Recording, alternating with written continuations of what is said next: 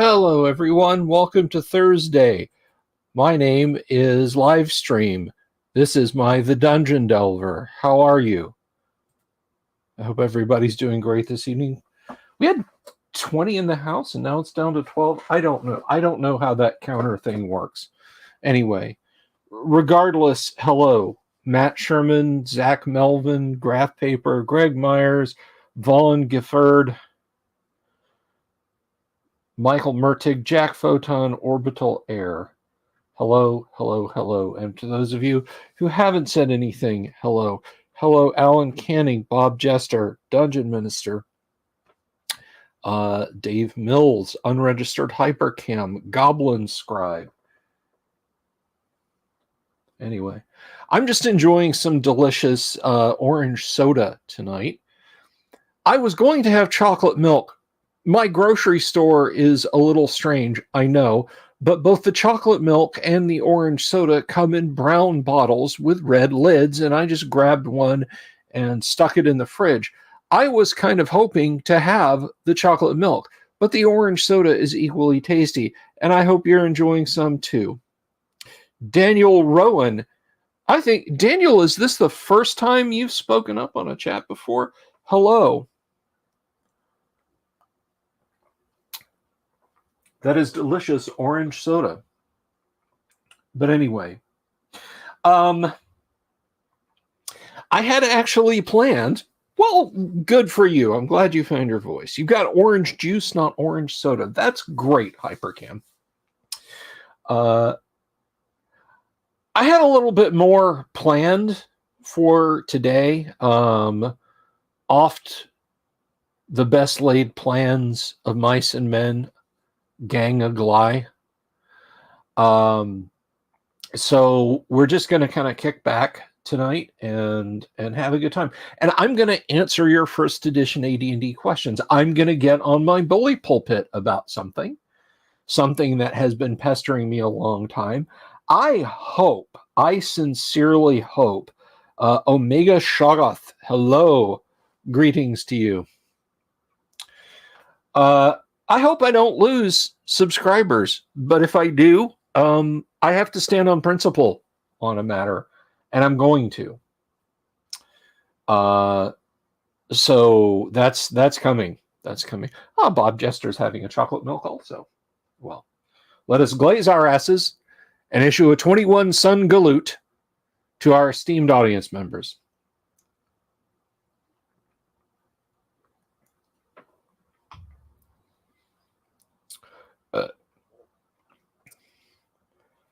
Thanks for answering your question about the Dungeon Master's Guide the other day. Yep.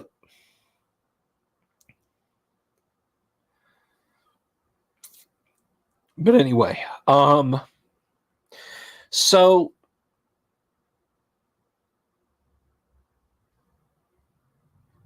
anyhow,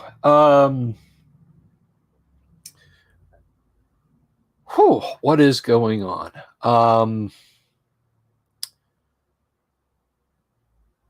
Of course, and we talked about this yesterday, early yesterday, we found out about the passing of Janelle Jacques. Heartbreaking. I'm not trying to milk that for more clicks and updates or anything like that, guys. I just, in case anyone missed the news, I didn't even want to. Hello, Wheeling Dragon. I didn't want to. I didn't want to like hammer the symbols together and say, hey, look at me. I more wanted to get the news out there about it. Have I already told you what? Yes, that is, I've shown this before. You guys have actually seen this before. I can jump over to this real quick and you can see it again. This is one of the great Grenadier Fantasy Lord minis. I hope this will come in. Let's see. Is this table cam? It is. Okay. This is a skeleton who is delivering a pizza. And he is not rocking a mohawk. That is one of the that is a steward's hat. You're quite welcome, Graph Paper. But anyway, that is a steward's hat, and although the details fail, he is in fact holding it on a shield. And one day I will paint him on Livestream. We're going to finish up Sophie before the end of January. We're going to finish up the Christmas Sophie. So that's going to happen. But we had Kyle on, and I got to tell you guys something. Let me tell you. I know one or two of you guys are down under. If you love the idea of owning original TSR modules, I'm not saying Kyle's in any hurry to let these modules go, but the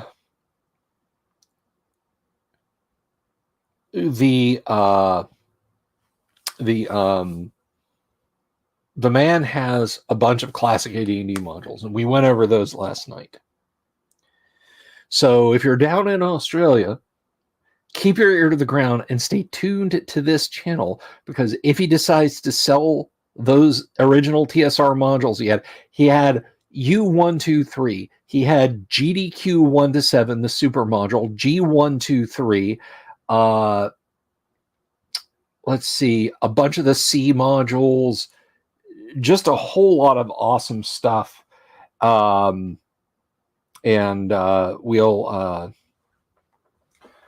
We'll keep you informed if he decides to park that out. He seems intent on finding a worthy to give it to, which I think is lovely. I think it's wonderful. But anyway,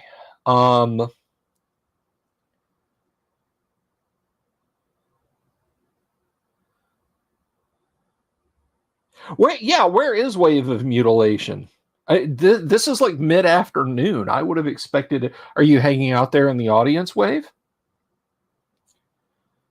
Love to hear from you. Hope all is well. It's the middle of the summer down in Australia right now. I used to see a skeleton hanging there in the bookshop. Got excited, then realized it was delivering a pizza. That's what he's doing. He's delivering a pizza. And this is not Partha. This is Grenadier. If I said Raul Partha earlier, I apologize. But this has got the big G in the corner. This big black dot in the corner. That's the Grenadier G. But anyhow, so next Thursday. Well, I don't want to overreach. Tomorrow we're going to be playing Gamma World live stream, 9 to 11 Eastern Standard. Be here or get disintegrated. I'm really looking forward to that. And then we start back up on Monday. I won't be doing a stream on Sunday and then not doing one on Monday. No, we're hitting it on Monday as we should. But next Thursday, Tim Imholt, author, he is a sci-fi author. He's going to be here. We're actually going to talk about Tom Clancy, because he also writes some espionage techno thriller stuff as well. So we're going to talk about Tom Clancy. Tim Imholt will be here. So I hope you guys will come and hang out. I hope you guys will want to hang out and listen to Tim. He's an interesting guy. He's got his own YouTube channel here, but I can't remember what it's called. I don't know if it's Timothy Imholt or if he's got something else. YouTube leading the charge from behind for channel notifications since 2004. Michael Connor, unbreaded, hail to you. And if you know, you know. So that's next Thursday. Next, no, not next Tuesday. Next Tuesday we're playing First Edition AD&D. The following Tuesday we are not, because it's my birthday. I will probably live stream I will probably have a lot of chocolate milk and or orange soda, or another fruity beverage, and we're just going to have fun. We're going to have FU and fun. So I'm looking forward to that. You won't be here tomorrow if I'm going to be on. Well, that depends. That depends. When are you gaming Wheeling Dragon? Because we play from 9 to 11 Eastern. No, a week from next Tuesday. We're still a ways off.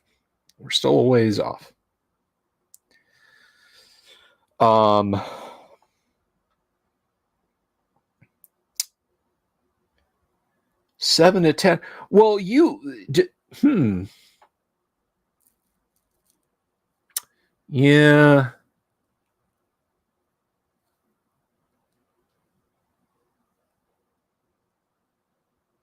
Well, you'll be here in spirit at least.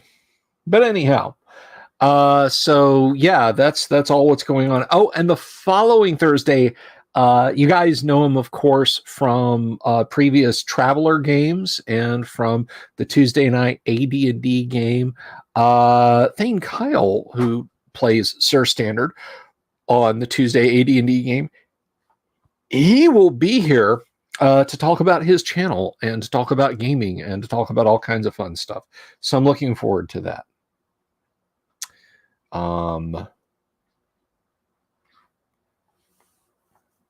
So that's all. That's what's coming up, and it's good to see. There's 26, 27 of you guys out there. 23rd of January, Bob. 23rd of January. Now that I've said it's next 2 Tuesdays away. Yeah, no, it's on a Tuesday. It's on a Tuesday. A week from next Tuesday. Oh, and happy birthday to you.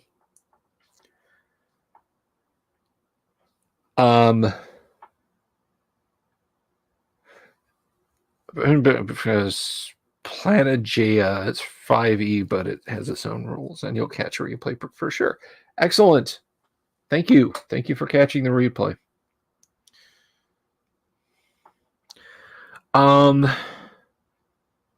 Okay, I want you guys to fire up your best AD&D questions or OD&D questions. You could even throw me a basic question as long as it is within the body of Moldvay Basic or Holmes Introductory AD or Holmes Introductory Dungeons and Dragons. So I will do my best to answer those. But I want to talk to you about something because this has been driving me up the wall for a long time, and I'm gonna get on this. And I'm gonna try not to get too cranky. An old man yells at Cloud about it. Now, I want to structure this rant appropriately. I don't care what you do if you play 5th edition D&D and you're happy. If you come to me and you say, I want to learn to play AD&D, and I say, okay, well, this is how we do it, which I do a lot, and we're going to be returning to how to play AD&D and deep diving in sections of the Dungeon Master's Guide.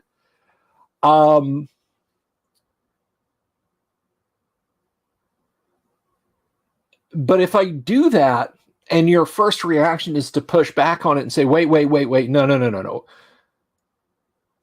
We need to do that this way that it is in 5e, then we're going to have an argument. But if you're playing 5th edition D&D and whatever you do in it, you're happy, good.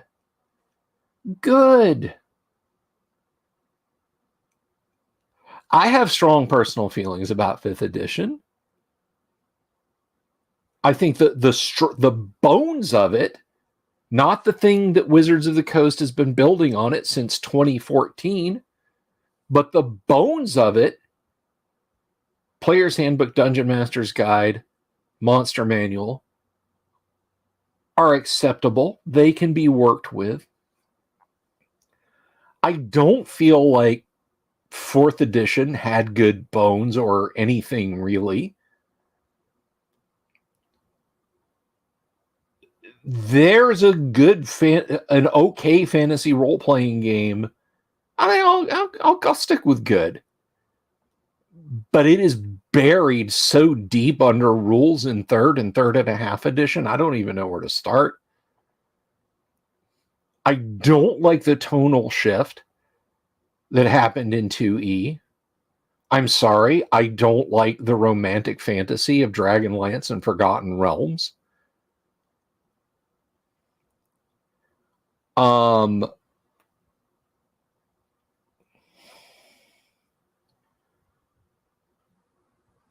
am asterisking your question, Alan. I'm going to come back to this. This is not an edition wars thing, Vaughn. Quite the opposite. George Laconia, good to see you. Quite the opposite.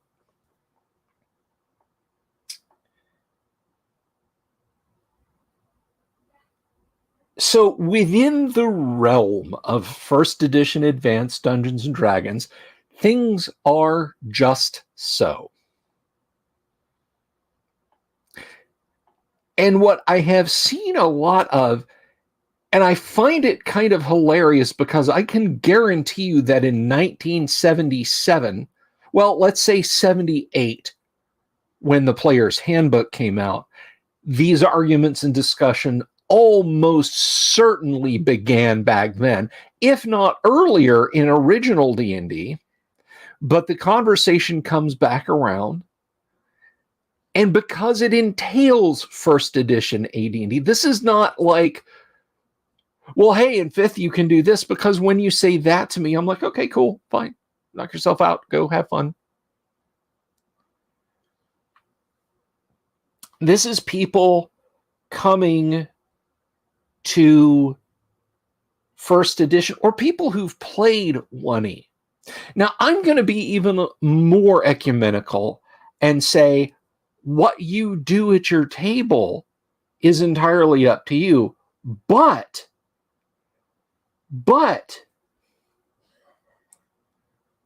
you are not playing first edition advanced Dungeons and Dragons when you mutate the game to the point that it is unrecognizable to someone who is adhering closer to the rules. Okay? That's not what I'm talking about. I'm talking about one thing specific and in particular.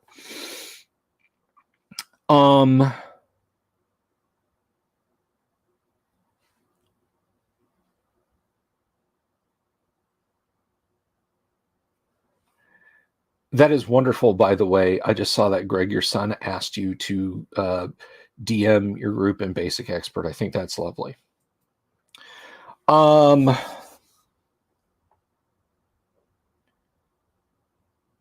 So, just so you understand,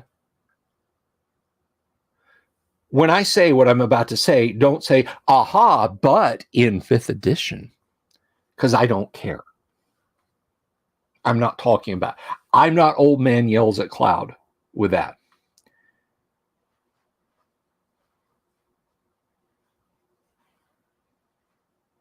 But let me be, George, that's fine. That's actually a function of AD&D as well, 1st edition.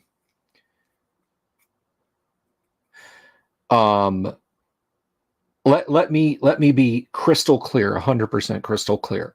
1st edition advanced Dungeons and Dragons. And I know what a lot of people are going to jump in with mention of a dragon article, and I'm going to address that. Let me be crystal clear. Paladins can only be lawful, good humans with a charisma of 17 or 18, I believe a wisdom of 14 or better. We all know the stats. I can put it up on the screen if you guys want to see it. But we know the specifics that paladins have to adhere to. I'm sorry if that makes you feel like I'm throwing sand in your eyes. If that makes you think, well, Bill's just Captain Unfun, from the bottom of my heart, I'm sorry. But those are the rules. The rules are in the game for a reason.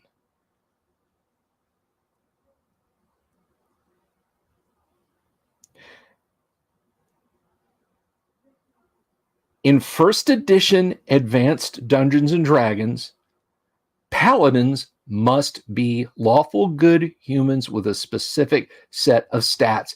And this is important for reasons I'm going to get into, that I'm going to get ranty. Daniel Rowan, thank you.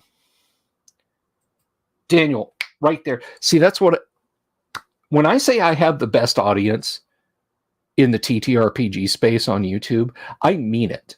Because right there, you are with that.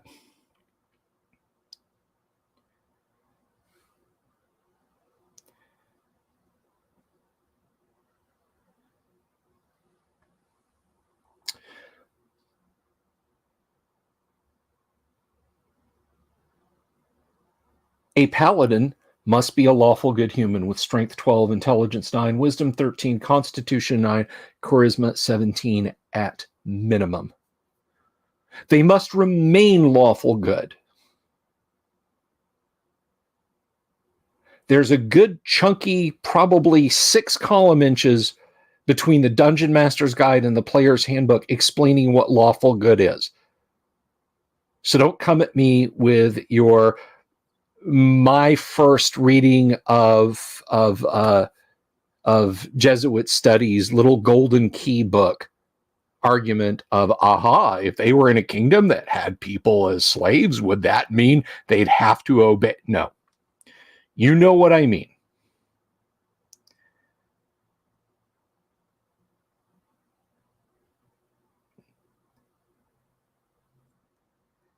The degradation of the paladin class over editions. I don't know what they did in second edition. Kind of don't care. From a scientific standpoint, I am interested to know if they changed that.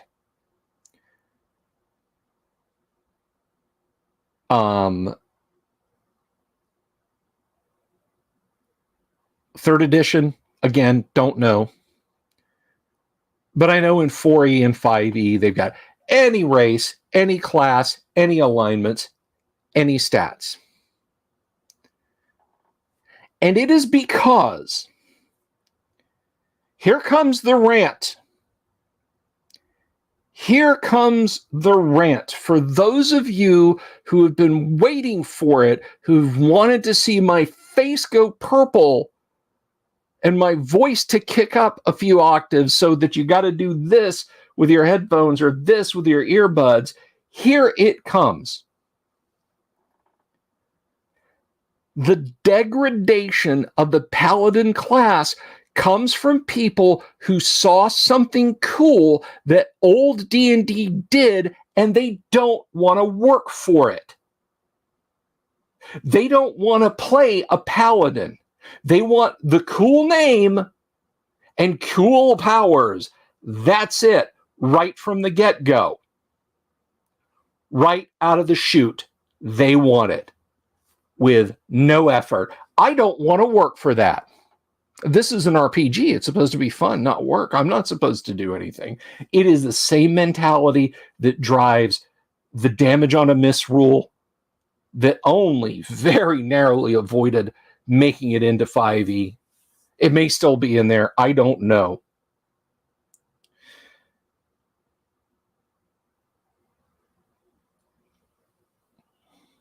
Orbital Air, I'm gonna mark your question and I'm gonna come back to it. That's a great question.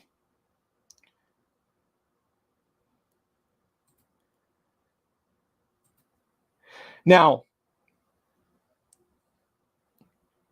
yeah, they had hit thresholds, like, you know, oh, you needed a 17 to hit him, but you rolled a 15, so you still did some damage to him. Damage on a miss. It was a thing.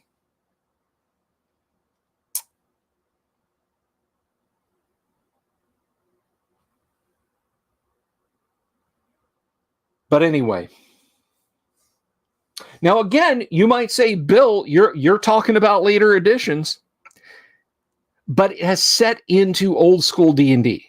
I have seen people arguing for a paladin of any alignment. There was the anti-paladin. There was an article in Dragon called A Plethora of Paladins. And you might say those issues came out when AD&D first edition was tall in the saddle. Ergo, it can be shut up, old man, take your medicine and go to bed. It's 9 o'clock. No pudding in the rec room for you tomorrow. Dragon Magazine is not canon. It is not canon. It is not part of the game rules. Those are optional things that you can add in or not. It's why we didn't see witches in official AD&D modules. How many times is the witch in starting all the way back in the strategic review? 5 different appearances, never made it into an official AD&D product. Dragon Magazine is notional stuff. If you want to use that in your game, that's up to you. But no, in first edition, Advanced Dungeons and Dragons, no non-human, non-lawful good paladins. Doesn't happen. Don't make the argument based on an issue of the Dragon or the strategic review or wherever it came from that it does. It doesn't. Yeah, but my lawful evil fighter is really dedicated to his god. And, isn't that just what a No, it's not. It is a specific thing. It is a very specific thing. It's like saying, because my fighter takes coins off the foes he vanquishes, isn't that just picking their pockets? Doesn't that make him a thief? No, it doesn't. So my fellow first edition fans, rapidly typing up hate mail under this.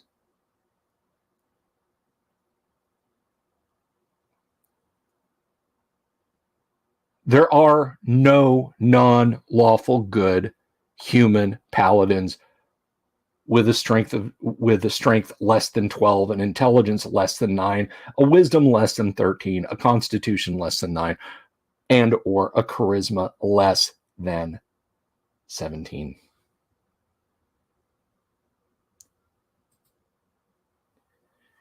You want to say that you're let me tell you something jokingly. I once thought up notionally, if I ever got a chance to play for an extended period of time, I would play a lawful good half-orc cleric fighter multi-class who was raised by the church, probably St. Cuthbert, and just convinced himself he was a paladin. Just was I am a paladin,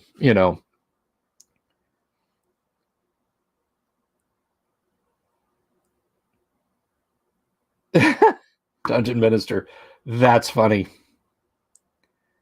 That is funny.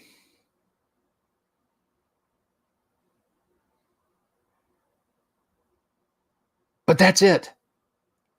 That's it. Am I an old grump who hates fun? No, I'm a guy who loves AD&D. The fun of getting the stats to play a paladin and towing that line and always being lawful good and always giving away your money and never taking more than 6 magic items. 3 hearts and 3 lions. Holger cursed. Holger literally uttered a swear when he caught his thumb in a fish hook, and it was enough of an impetus to allow a Nixie to very nearly take his life.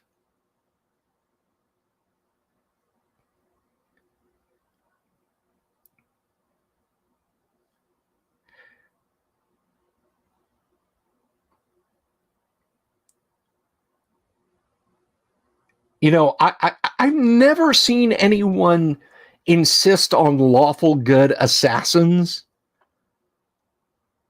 or non-neutral druids or non-lawful monks. Maybe people do. I don't know. Or magic users who get to use cleric spells.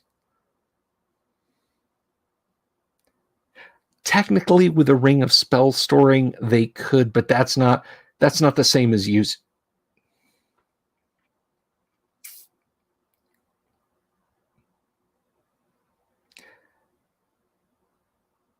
Golden Toad, hello.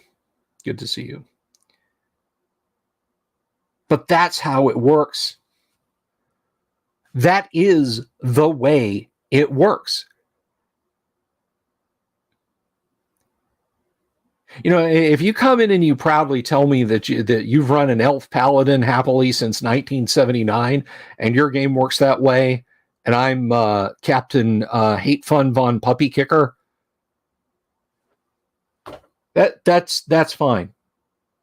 That's not how AD&D works. That's not a by design thing. That is, to quote Gary, Dungeons and Beavers.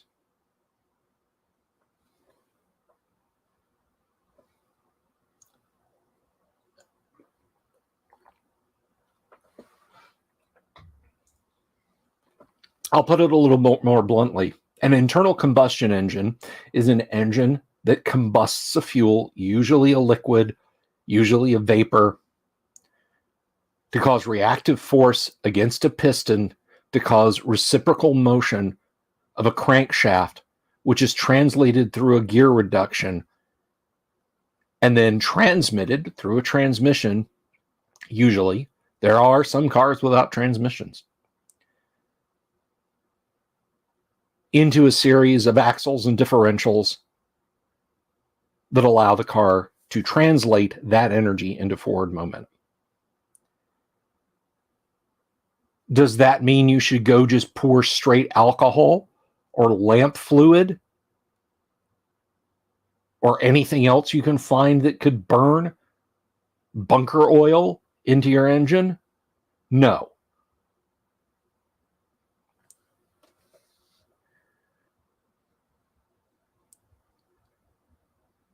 It's a fun thought experiment to say, here's an anti-paladin for the paladin.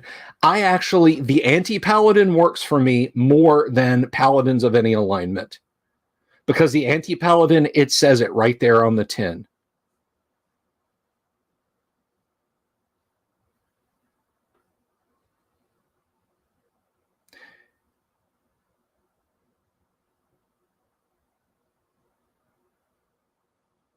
You can or should work with the class inside the functions of the class.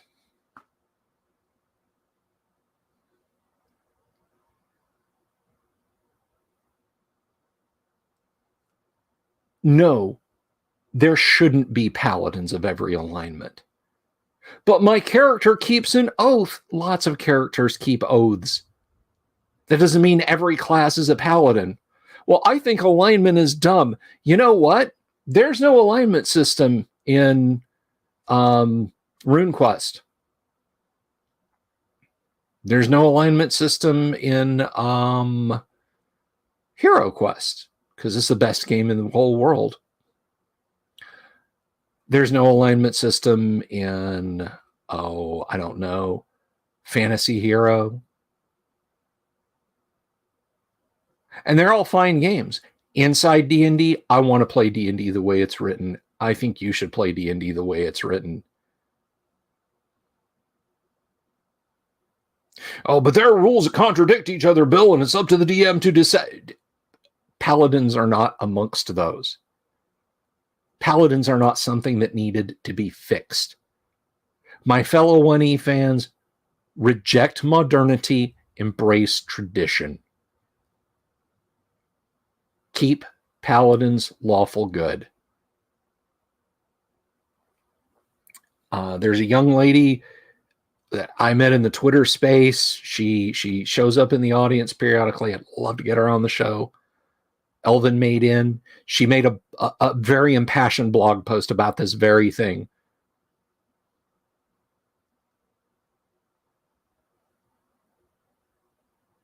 Again, and I want to be clear, be happy in what you do, but don't tell me you're playing the game as it was intended. Don't tell me that the game needs to be that way.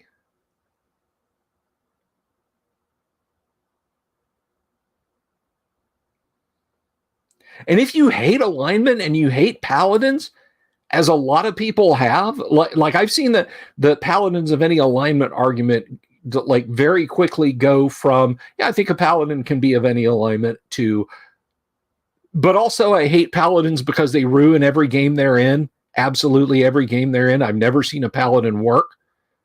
And also alignment ruins D&D. Like, that escalated quickly. You know, that was a Russian and an American trading, dirty gestures across the border, and 5 minutes later the nukes are flying.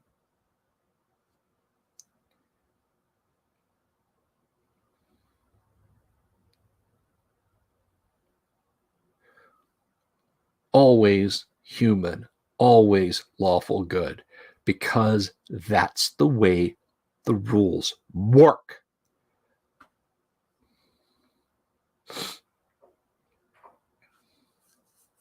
Let me give you guys another parallel. Battletech is one of the silliest games ever made. But the guys who designed it wanted a game that you could pull out and play on a card table with two, I think it's 25 hex by 17 hex map boards. And they wanted the things to be reasonably fast.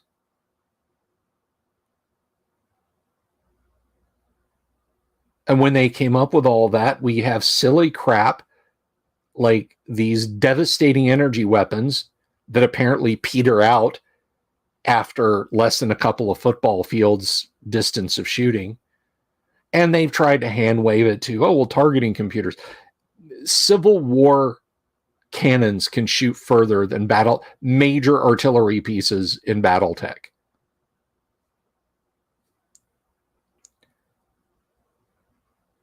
But you can accept it and play Battletech and have a lot of fun. It is a conceit of the game. Again, and I keep coming back to this, what you do at your own table is your own business. But when you enter the realm of public discussion, and this is what blows my mind. You know what? I do things in my AD&D games that would probably, the bro SR would have a collective aneurysm and say that I've gone soft and I should just be playing 3rd or 4th edition if I'm going to screw it up like that. I am absolutely certain of that.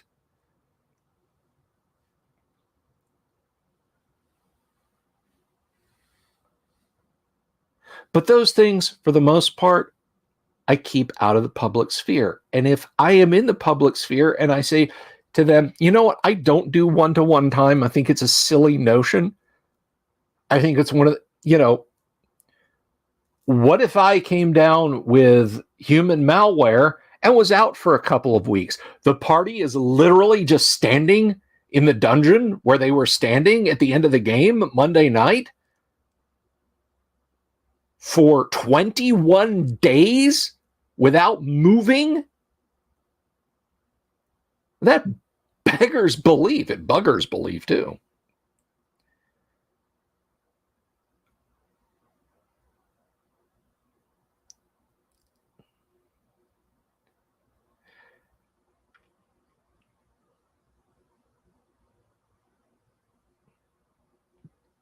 But the point of what I'm saying is, if you bring that argument to me or somewhere where I can see it, I'm going to get up in your grill. Yeah, I'm going to call your chaotic neutral halfling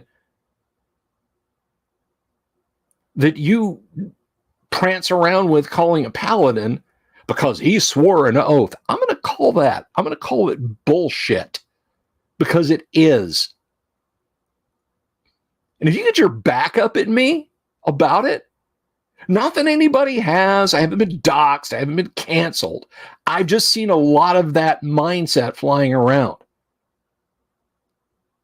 You don't call yourself a 1E fan and do that and get on my back, get on Elven Maiden's back, get on the back of anyone who's trying to maintain a cohesive whole at the table.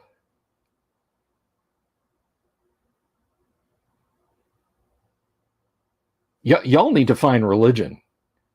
Y'all need to get back into those rule books. And leave your pencils and highlighters and red pens aside. And look at how it's supposed to work.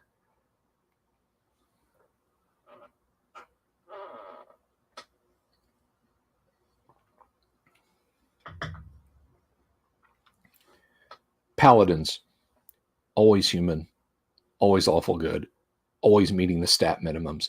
Change any of that, not a paladin. Not a paladin. It's as simple as that.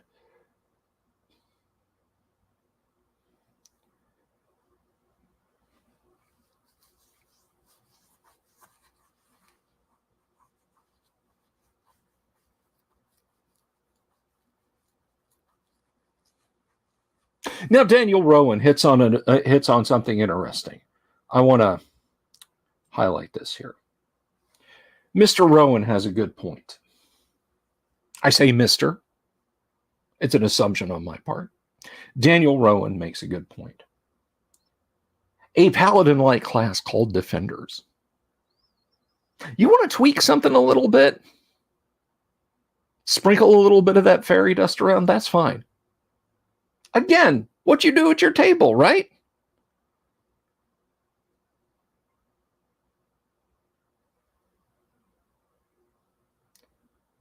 I feel like Titan in what is it, Megamind.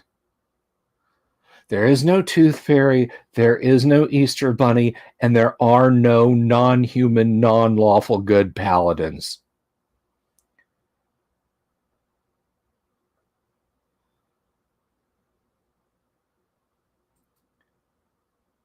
I think that should be all I have to say about it. I think I've gotten my point across. Is there anyone who just hates everything that I've said? I'd love to hear your reasoning.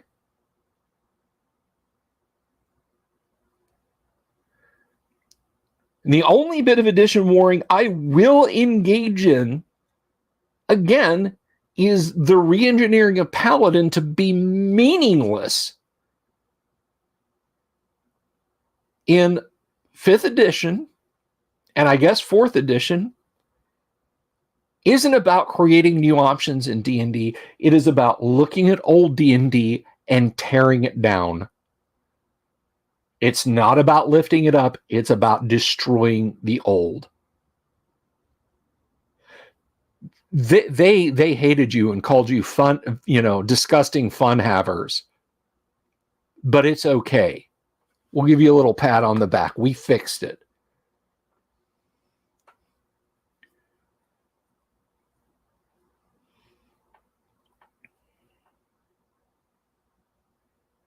That's right, Robert.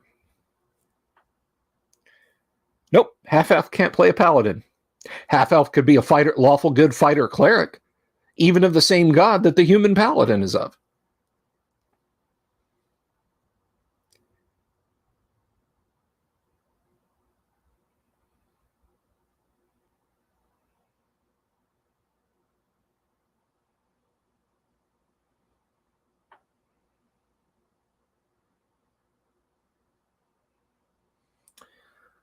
So there were a couple of comments there in the chat, and they were good comments, and I want to check these out.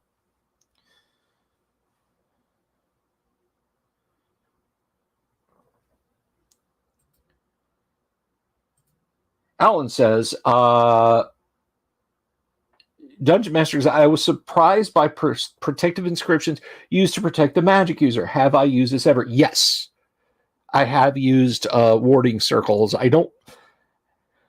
Some players on their own recognizance have said, this is what I'm using. But when I introduced the character of Jane, who was a demon who was tricked into putting on a helm of opposite align and very quickly escaped the abyss to the prime material plane when somebody tried to gate in a demon. When the party met her, she was contained inside a pentacle. They're like, she's lawful good. Why can't she leave this?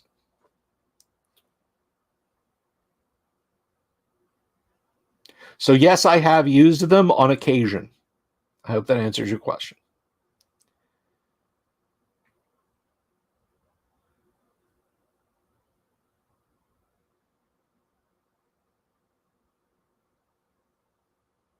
Do I think druids are misplayed? In first edition? No, I would actually say, in my experience, Vaughn, that's a good question. I'm going to put that up there. Thank you, Boone. I appreciate the vote of confidence there. I really do. Do I think druids are misplayed in respect similar to paladins? Not from what I have seen on the tabletop. Anybody else? Anybody else?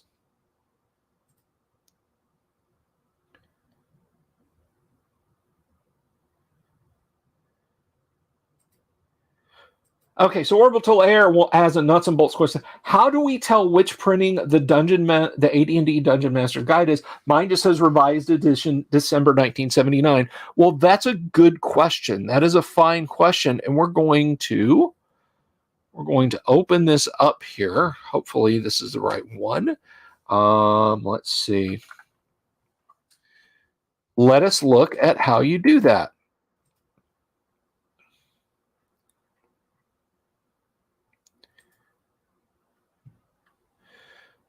So let's see.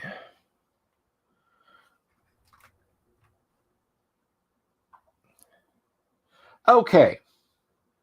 I'm going to hide your question there, Orbital, but we can pop it back up then to answer it. I'm gonna answer that question in just a minute. Graph paper. Okay, so a true first printing, because we could look at the flow chart, but we're just going to look at the text. So a true first printing has the wizard logo. Cover art is of the three adventurers fighting a large Ifrit. Flyleaves and end paper are a yellow-orange color. It's goldenrod. Advanced D&D and the angled yellow banner is too large, and the D of advanced partially runs off the cover. It literally curls over the top a little. Wizard logo and TSR address appear on the spine. No ISBN on spine, back cover, or title page. Text block is stitched 5/8 of an inch apart. Spine inlay is yellow and red striped fabric. 232 numbered pages. The designation refutes Harold Johnson in Collectible Toys and Values and the story of TSR and the Silver Anniversary Collector Set. Both of these indicate that the second print alpha below is the first print run. The full argument suggesting this print to be the first print may be found here, and I'm not following that link. Estimated print run is 40,000. They were first available at Gen Con 12, August 16 to 1979. So let's see. Let's scroll down a little bit. This is not the one you have. The second alpha, I promise, is not the one you have.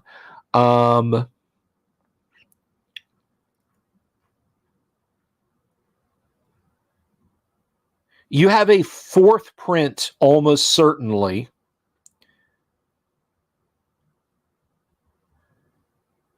Because yours says revised December 1979. It could be a fourth. It could be a fifth.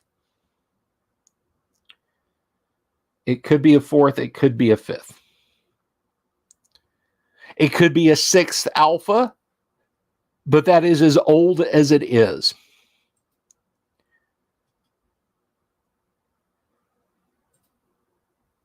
So do me a favor here. Do me a favor. Orbital Air, look on page 40 and tell me what art is on page 40. Fourth, because the end papers are white, do you have the Todd Olek art in yours? Is yours the Todd Olek art, or is it the Errol Otis art?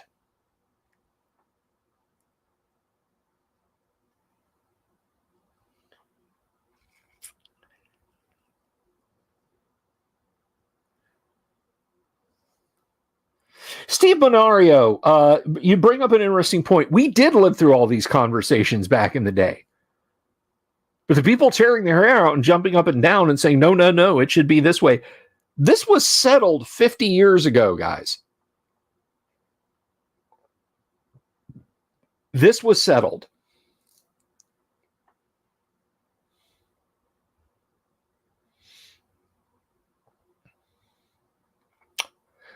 Okay, so you have a, let's see. You have a 6th alpha or 6th beta. I'm sorry, you have a 6th alpha. If it says December 79, you have a 6th alpha.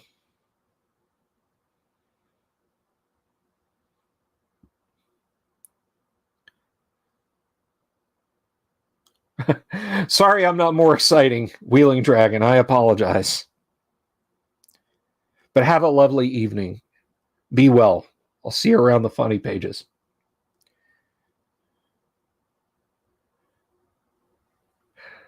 Yep, I was talking paladins, Yang. I was settling the science on paladins and the whys. Ah, I see. Yeah. We'll feel better regardless, dear.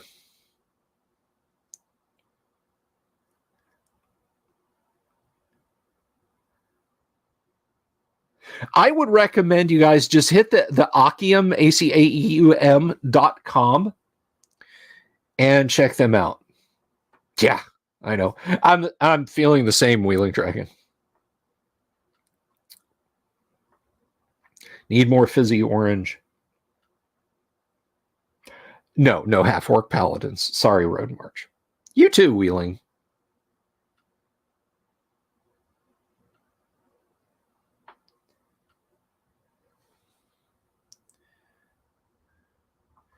God, I love my Stream Deck.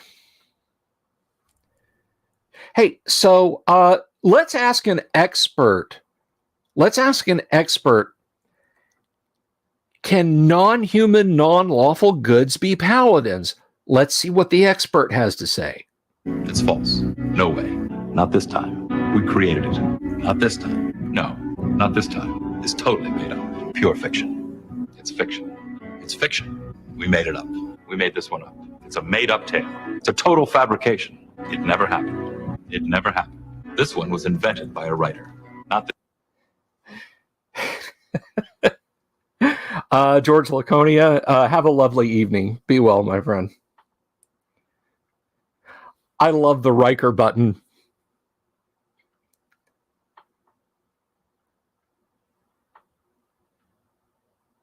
It's false. We made it up. Not this time.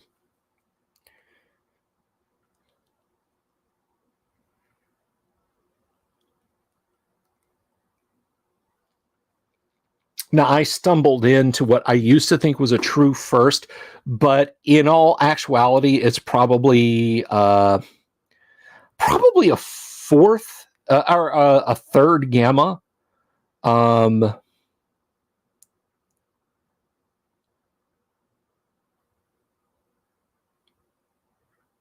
Maybe a second beta. I don't know.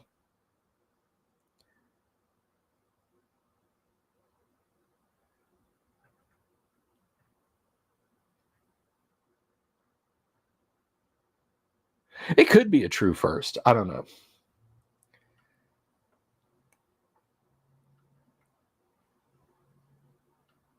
I need to clip that. I need to clip what one?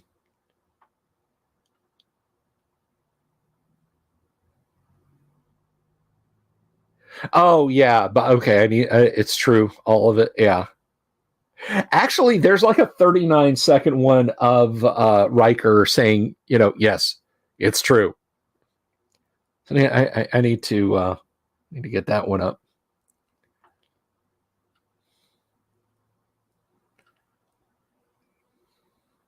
It's not how that works. It's not how any of that works. But I hope that clarifies. I hope that helps out with understanding your Dungeon Master's Guide. Pathfinder has the warpiest class. What do you mean the warpiest class? Oh, the War Priest class. Okay, Zach, I gotcha. Sorry, the warp. Man, this is the warpiest class. I tell you what. It was my corncob pipe north of the Rockies wants to know. No corncob pipe. This is I need the long stem wizard pipe is what I need. Thank you, the Dave. Mrs. the Dungeon Delver got me this hat for Christmas many years ago, and I adore this hat. This is wonderful. There was a hat company called the Village Hat Company that used to make these. They don't anymore. They were a limited run. And it was sold. This is actually a Gandalf hat. And somewhere in here, yeah, it's technically, I don't know if you guys can see that. Yeah, it's kind of showing up. It says The Hobbit. But yeah, that's Gandalf's hat. But I think somewhere in here it has like a little, it's got an adjuster for size, but it's also, and yes, it's maxed out. I have a huge cranium. I think it's, no, I have a Purple Wizard's hat from, that I've worn sometimes on air that has like a little pouch in the end of it. You can keep, like, I think it's big enough to hold a couple of dice or something. The warpiest class. Corn cob. I don't want to go too crazy on the reacts. What I need I need my friends over at StreamYard to get setups so I can do stuff like make all the graphics go away, and then immediately I could like hit that button and then I hit the end credits button without like, I gotta click, I gotta open, I gotta click, I gotta open, click, click, click, click, click, and then hit the button.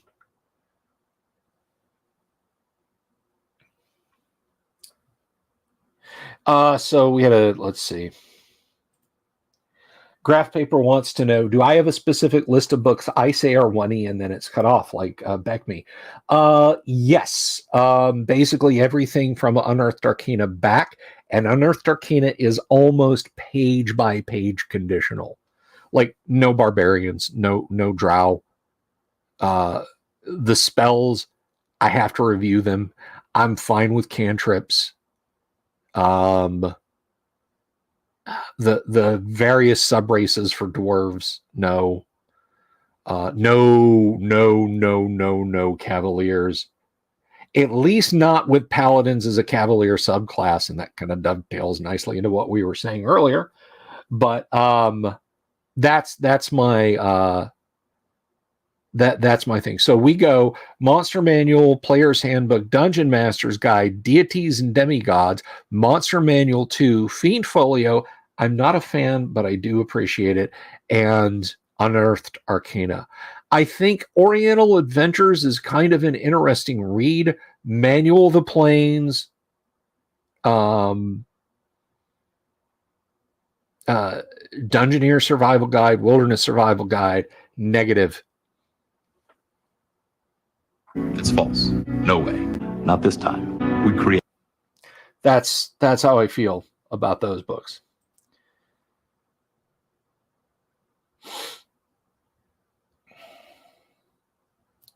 Daniel Rowan says, I missed EO. No. Oh, you mean Errol Otis? Am I ever going to? Yeah, I'm gonna read through. I'm gonna read through the Arduin books. I know there's people who like it. I just don't like it for AD&D.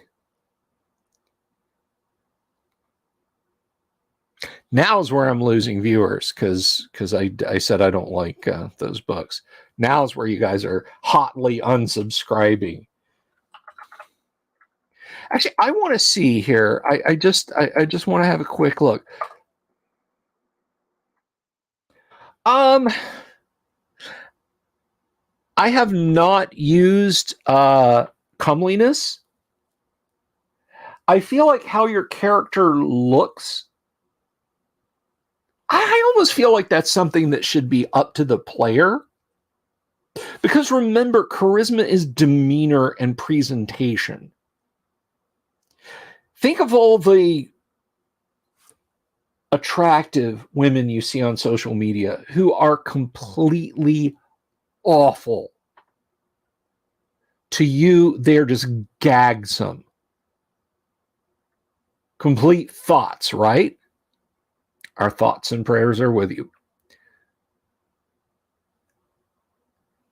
Now, you know, if we're just rating this on a scale of 1 to 10, you might say just looks wise, they're 7s, 8s, 9s, 10s. Maybe that nice girl you like talking to at the coffee bar or wherever, she's just kind of plain. But her charisma is much higher than theirs is to you, right? Because there are people who are just gorgeous, but they are utterly repellent. Like you will turn your back on them and walk away. And then conversely, there's people who, you know, whether by design or accident, are not physically attractive at all, but they are wonderful people. There's a great case in point, and I want to share this with you. I want to look this guy up.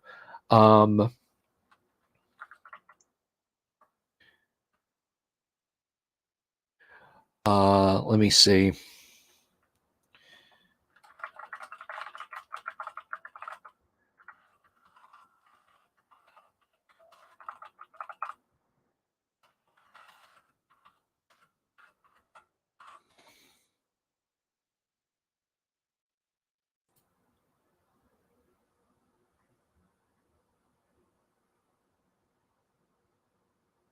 Okay. Dave Rover. This guy came to my middle school. I'm just going to share this real quick. This dude came to my middle school, and he was there in 83. Oh, that's a long link. Sorry. Let me try that again.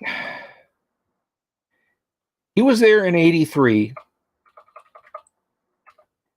Man, he was messed up. He was funny, warm, inspiring. There were kids who needed somebody like that, and they were talking to him after that assembly. Is Dave Rover an attractive dude? No. I mean, his part of his hand was blown away. His face was severely burned. Dave Rover's charisma 18, man.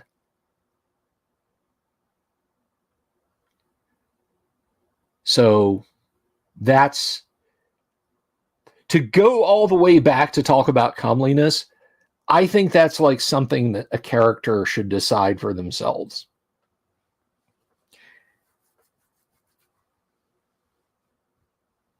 And you know, he told a funny, well, it's kind of heartbreaking if the lead in is true. But he said when he was lying in hospital in Hawaii, when he was recovering,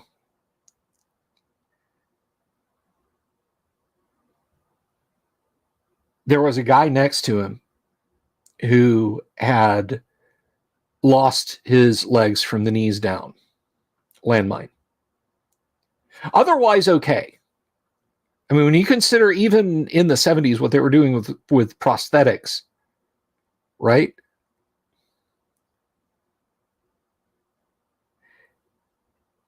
And he said one day he was lying there in the ward and he saw the dude's wife come in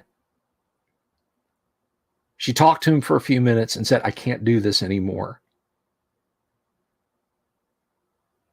Not with you like this. And she took her wedding ring off and handed it to him and left.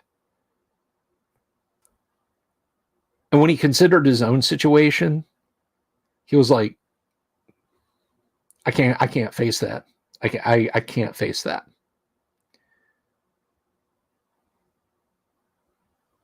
So that afternoon, he reached up and he pulled out his IV. And he said about 5 hours went by and he started to get terribly hungry. Yeah. It was a glucose IV. That was his dinner. And when his wife came to see him,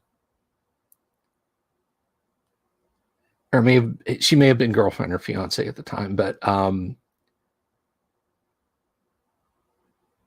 he said she leaned down and gave me a kiss and said, "Thank God I didn't marry you for your looks."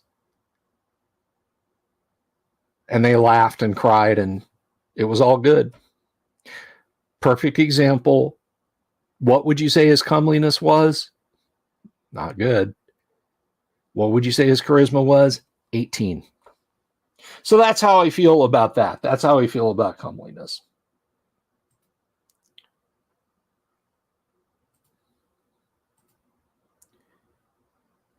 Now I will say this. I was going to go to YouTube and look at something one day. I will say this. I think that Oriental Adventures as a whole, because I think Oriental Adventures, hey, look at that. Guys, we are at 5,335. 5,335 subs. Man.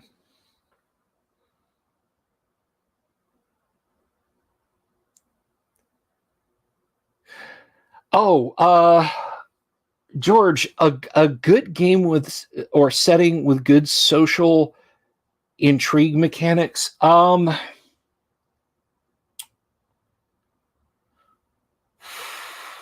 That's a fine question.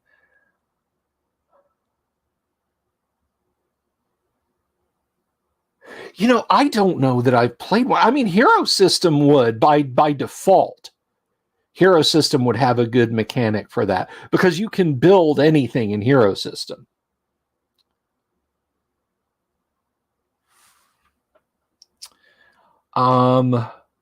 So Graph Paper asks, what specific elements, qualities of a paladin makes them a paladin? Opposition to evil and chaos. Total dedication to a god of law and good. Good deeds, humility, the desire to seek out and extirpate evil. This means being unbreaking in that attitude. Now, that doesn't mean that they have to go in and it's like, I've cast detect evil on this woman. She is evil. She must be slain. Alignments change, guys. Alignments change. And if a paladin has some time to initiate some corrective teaching on somebody rather than putting them to the sword,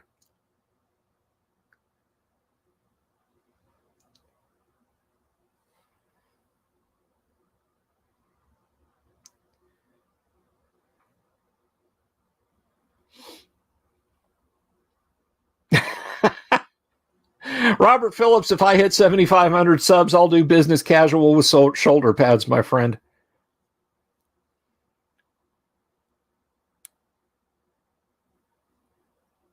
If you asked me if you could play a ninja, like, hey, I'm from the far, far west of Greyhawk, can I play a ninja? I might allow a ninja class. I'd say, you'd take a thief. You take a thief and reskin him as a ninja.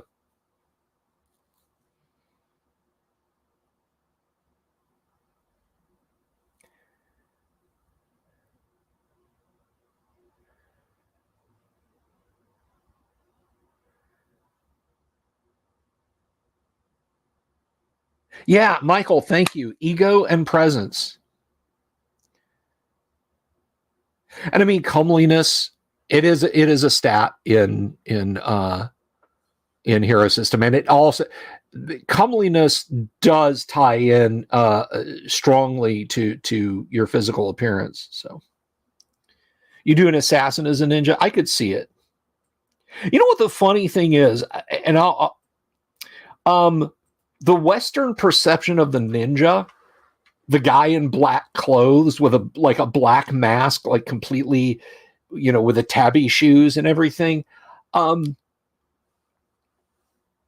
Those are like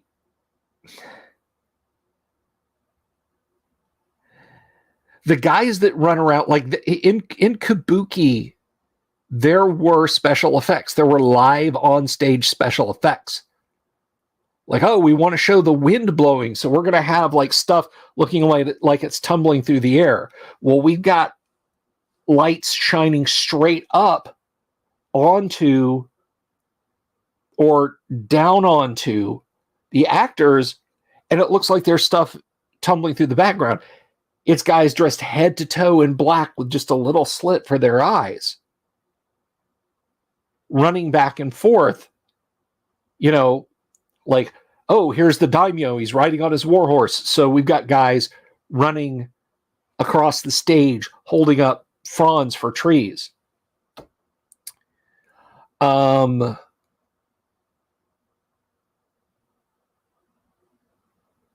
got to look into. I really want to dig into Project Sunflower. That sounds really cool.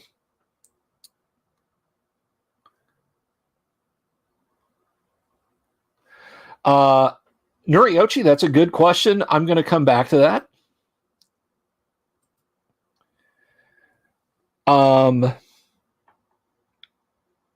Traditionally, ninja dressed like peasants. They dressed like ordinary people. It's how they came and went. They would wear dark clothes at night, sure, but that was less, I'm going to, do Tenchu's stealth assassin, and more just like, hey, I'm going to stagger out of this wine house and roll around like I'm looking drunk when nobody's going to want to look twice at me while I'm breaking into this warlord's house, and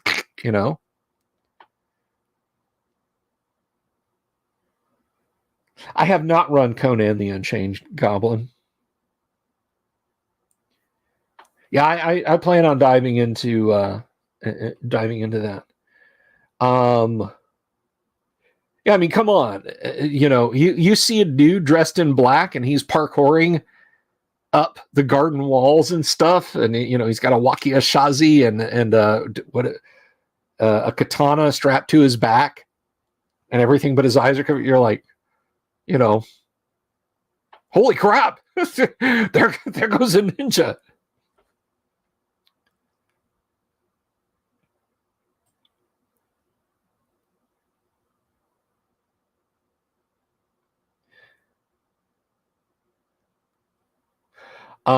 Anyway, somebody asked, where was it? Okay. Noriochi says, what about Dungeoneers and Wilderness Survival Guides keeps them off my AOK list? Okay. Here's what does it. It's twofold. First of all, I'm sorry, it's threefold. I don't like the writing style, which is a personal preference thing. But ultimately stuff is always, personal preference. It's Johnny Cash as a ninja. Well, you wonder why I always dress in black. It's to stab the daimyo right in his big back.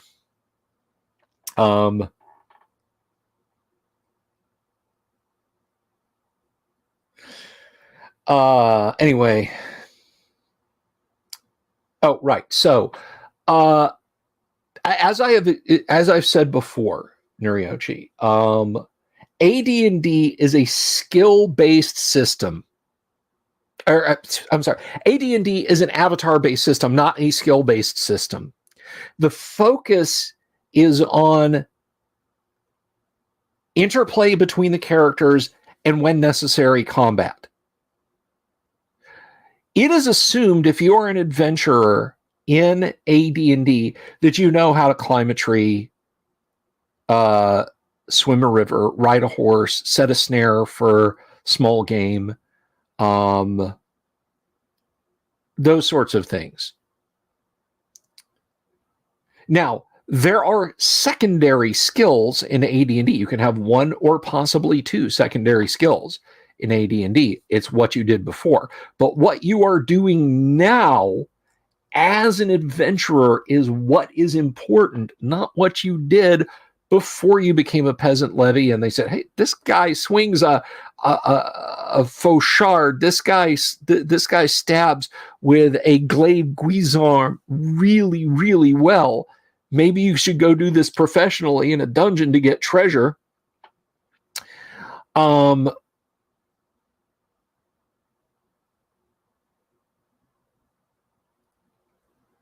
Or exactly, Don, no skill of measurable worth. Viking hat.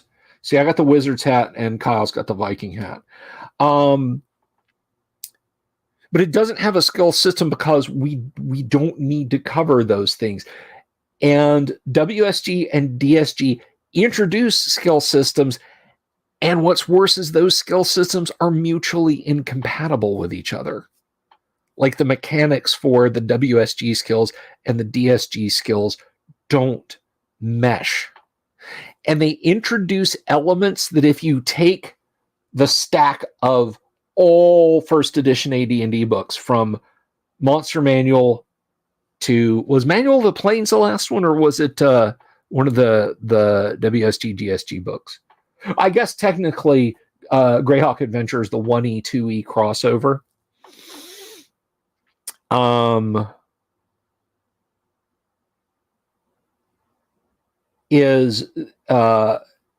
If you take that in total and you say, I'm going to start my campaign and I'm going to use all of these books, those books retroactively do things that can break adventures with their skill systems. The system behind it is not set up. And Steve, man, you beat me to the punch, my dude. You beat me to the punch. Steve Bonario brings up a great point. I find players today tend to think about their character sheets. They only think about what's on the sheet. In AD&D, we didn't feel restricted in that way. The character sheet was a reference, not a limit. Exactly. I always have players who have never played first edition AD&D before or OD&D. When they leave an event game that I've run, they say, wow, that was really cool. I could just do stuff and I didn't have to look it up on my character sheet like I do with other edition that I play.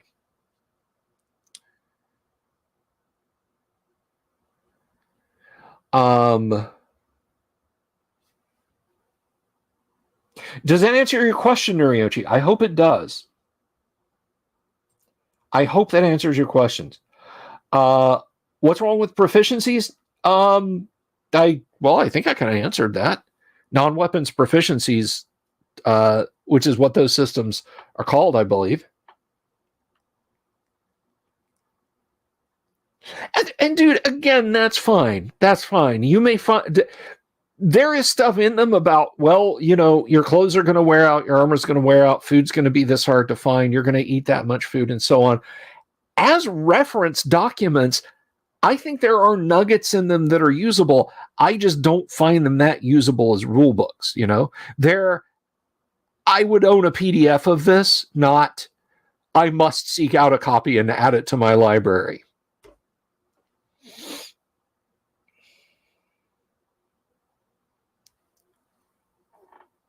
But I mean, then you could say the same of a Boy Scout manual, right?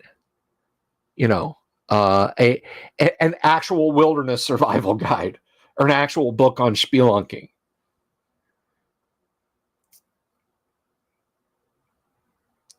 So I feel, and again, Vaughn, that's fine. I mean, if that works for you, I'm talking about what, when, when some 8-foot monster taps the back of your favorite head against the bar and says, "Have you paid your dues, Jack?" You look that sucker straight in the eye and you say, "Yes, sir, the check's in the mail." That's just where I'm coming from. That's, the thief started that Robert Phillips swinging at the thief.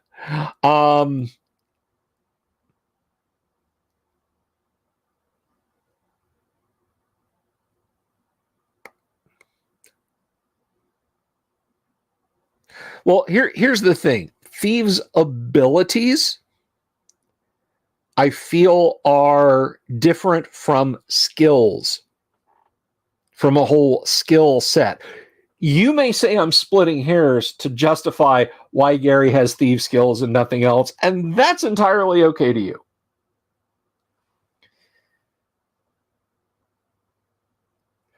Favorite movie of all time? Blade Runner. And if you're going to ask me what my favorite cut of Blade Runner is, the answer is yes. Oh, I'm glad you're here too. Now, are you subscribed to the channel, Noriochi? And I want to tell you guys this late into the stream that this live stream is brought to you by our friends at Hellebarde Games. Hellebarde makes the kind of adventures they'd like to play, whether it's for Castles and Crusades, for 5th edition, or for the OSR. Old School is in play at the table, and you can find them at DriveThruRPG or on their website, hellebardegames.com. We love us some Hellebarde games around here.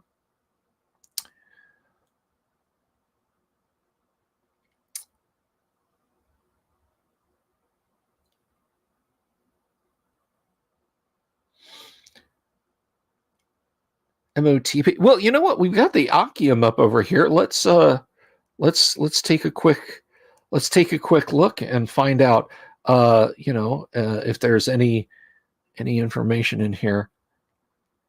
I'm not gonna lie, I was tempted to Riker you guys. Okay, so let's look at Advanced Dungeons and Dragons. Handshot first and Deckard as a human. Where's my... Oh, there it is. Studio 2. Okay. So this is in alphabetical order.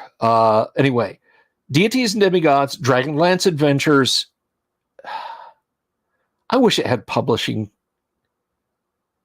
I wish you could arrange this by published date. By the way, if you're planning on trying to send your kids to college with the Deities and Demigods with Elric and Cthulhu, they're only about $150. Stop putting them up on eBay for $900, please.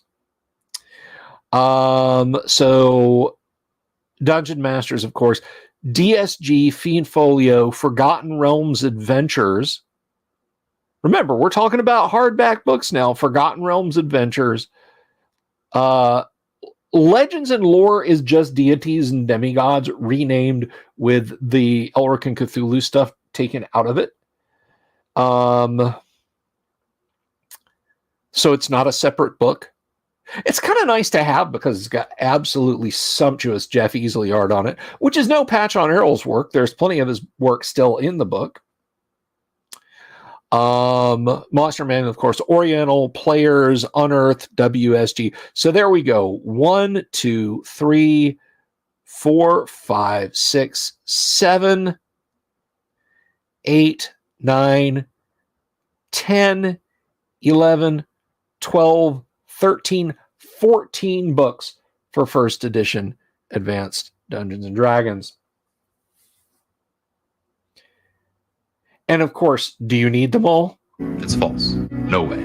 Not this time. We created it. Of course you don't.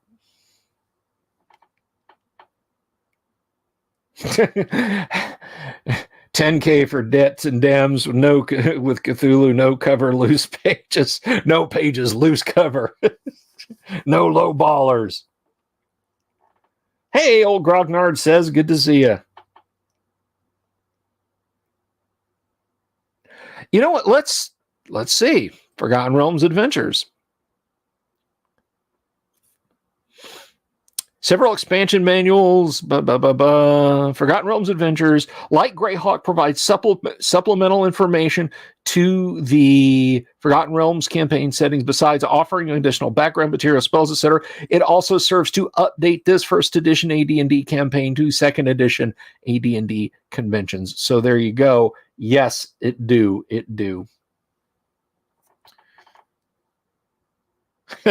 Do you need them all? We created it. Doesn't need them all. Has 5 copies of every book. To be fair, I do have a lot of players' handbooks. So I guess I got to count the 2014 reissue, but it's 1, 2, 3, 4, 5, 6, 7, 8, 9, 10, 11. Yeah, I have 11 players' handbooks. So I used to have a dozen. I used to have a dozen, and I stupidly gave 1 or 2 to someone who became a horrible person. So stupid me.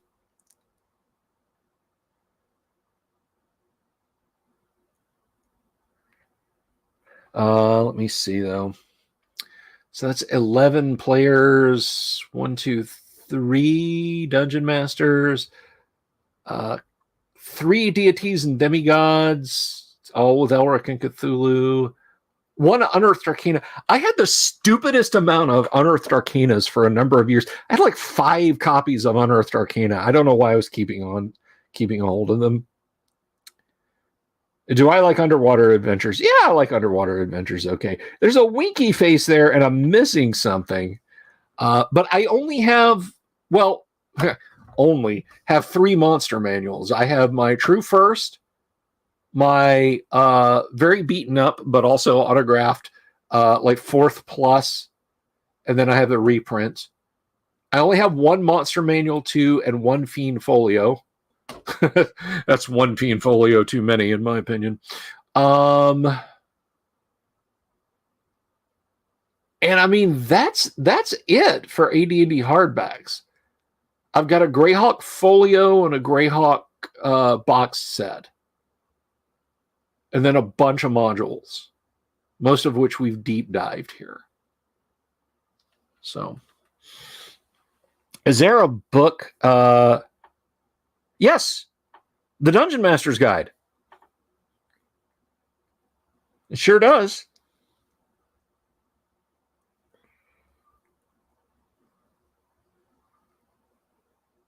Yeah, well, we know all about you, Bob. We've heard about you. So Vaughn asks a good question about where there's let me see here.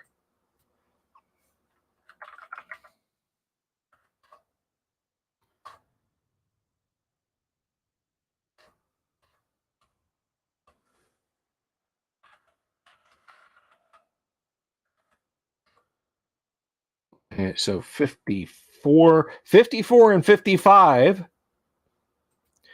of the Dungeon Master's Guide.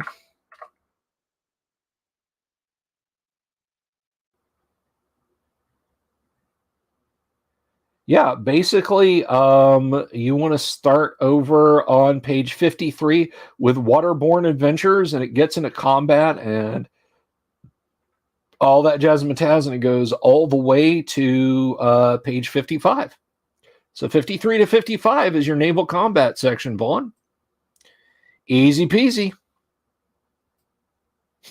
I'm feeling a little hostility from the audience here. Is Mr. Vaughn's like, Fiend Folio was good. Rules for yes. You want a slot machine on your tabletop? There you go. Boot Hill and Gamma World. I love the 6 guns and sorcery section. Rock the Grell. My mindset is, generally speaking, stuff that was written by TSR employees, like not contractors, I mean actual people that worked at TSR. They communicated with Gary. Lou Publisher, for example, and the TSR US staff stuff in the Fiend Folio is good. The stuff that they took from the Fiend Factory in White Dwarf magazine that readers just submitted, no, not so good. I mean, for God's sakes, somebody basically wrote up Body Thetans. And if you don't know what that is, Google it, and welcome to the rabbit hole. I'll never see you again.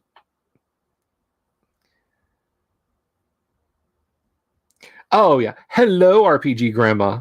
Good to see you again. Yeah, the GDQ series gave us the drow.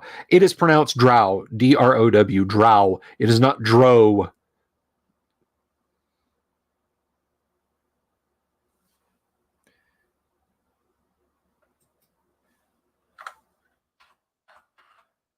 Drow like prow, sow, cow, now, how. Not dro like toe, ho, slow, mo.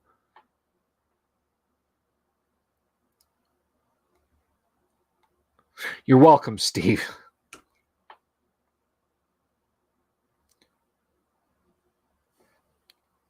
Well, no, Alan, I would pay for a copy, especially if I thought it could go.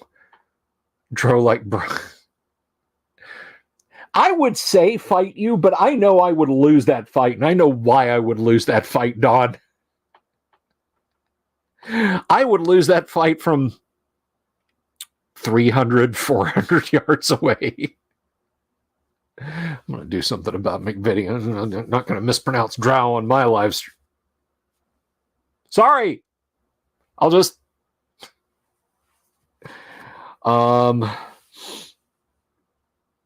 I haven't read it. I haven't read it.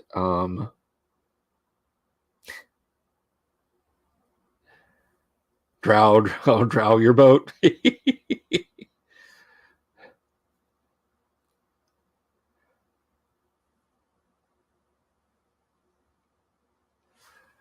Let's see.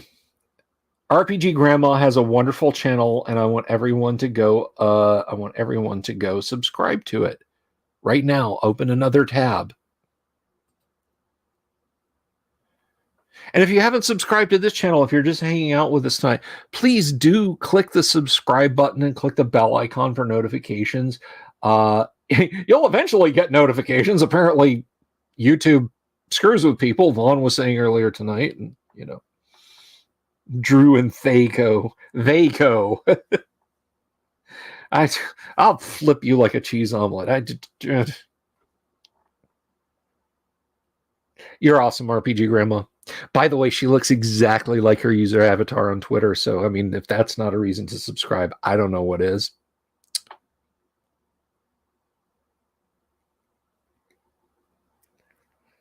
We're fine. We're talking about paladins and how if you're not a lawful good human with the appropriate stats, you can't be a paladin. And that is an objectively true statement. There's the door if you don't believe it. Actually, I'm like pointing at a random section of wall. Somebody gets up, walks over there, bam, thud. Yeah, 2-hit armor class 0 does not function with repeating 20s. 2-hit armor class 0 is only as a referential point for the dungeon master to use. Wow.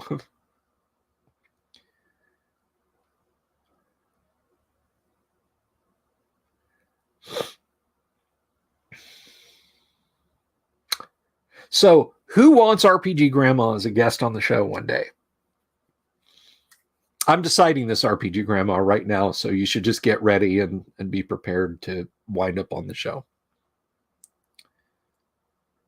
Yes, you can have as many as 6. And then you get into like 20 plus 1, 20 plus 2, 20 plus 3, and so on. But okay, Tolkien pronounced it Smaug. When I was a kid, I was like, Smog. And everybody in the Lord of the Rings cartoon or the Hobbit cartoon pronounced it Smog. And then I found out that Tolkien pronounced it Smaug. Well, he calls it what it is. Even if they say no. Miss Bella Games, hello. I'm glad you're here. So we actually had something on the show, and I hope I can get it up on camera. I was showing off some swag, and I didn't realize this when my friends over at Gods and Monsters gave me this RPG Grandma's gone silent. I think she's afraid. But I saw this pop up, and I was like,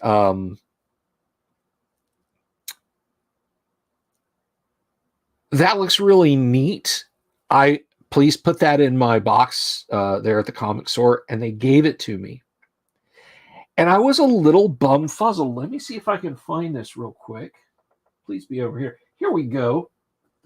I got to be careful with this, and I actually want to take good care of this. I might actually polybag this. Okay.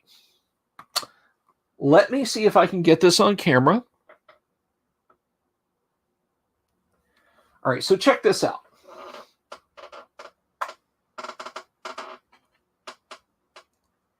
This is a little book called Children's Digest, and it is from February of 1974. And you can see there's a very Rankin Bass, Bilbo, and Gollum on there.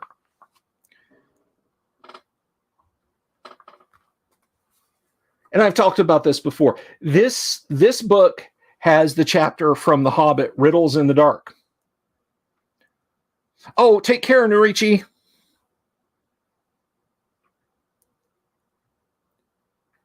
Be well.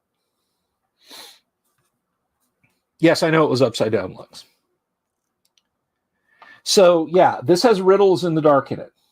Now I don't know if you guys caught it when I was able to put this on camera. I'm gonna, now that I've got the switcher here, the streaming deck, I'm gonna be able to do things like have an easel set up with a book on it, so I can just hit a button. Like tonight, we're talking about this, and then you guys will be able to see it. But anyway, this is called Children's Digest. It came out in February of 1974. You might notice, the observant amongst you might notice that the Rankin Bass, The Hobbit, came out in 1978. 1974 versus 1978. What happened? How happened? I will tell you. When serious discussion about producing a cartoon came out, it was the illustrations in this copy of Children's Digest from February of 1974, which, by the way, this will be 50 years old. This is 1 month younger than original Dungeons and Dragons. This is 1 month younger than D&D. But they saw this art style and fell in love with it and said, that's what we want for our cartoon. So they went to this artist, and let's see, who was this?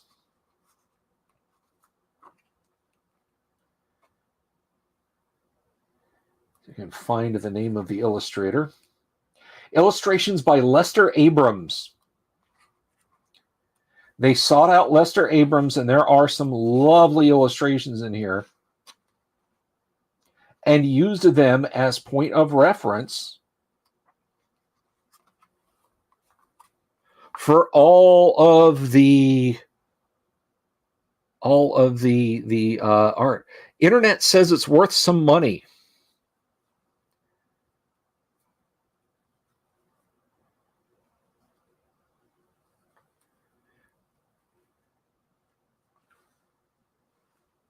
I will be very careful with this. Put this right up here. So yeah, they saw Lester Abrams' artwork, fell in love with it, and that's why The Hobbit has its unique look. Because the top craft animators who went on to become Studio Ghibli, because production of the Hobbit cartoon, the Rankin Bass Hobbit cartoon, bankrupt them.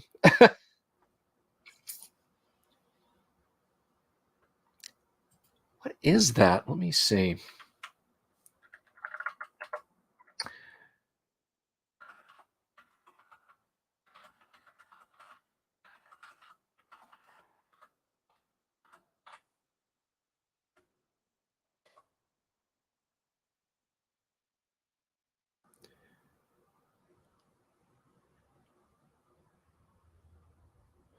So there's a Tolkien collector's guide.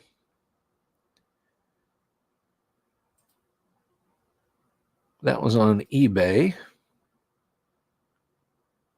You're gonna, let's see. eBay is a bad metric, but we're gonna, old Dognard, yeah.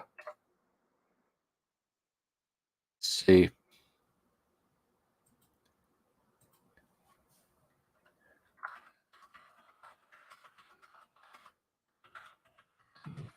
Feb 1974.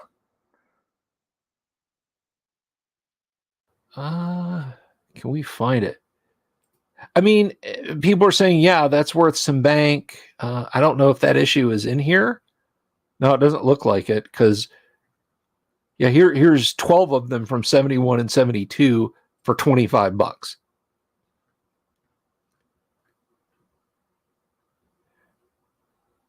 But I don't see this one.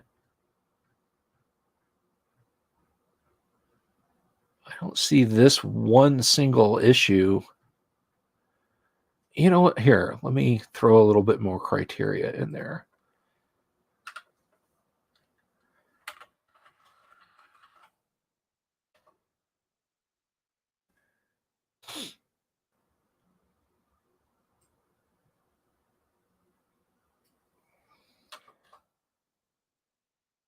No, I can't. Can't find it.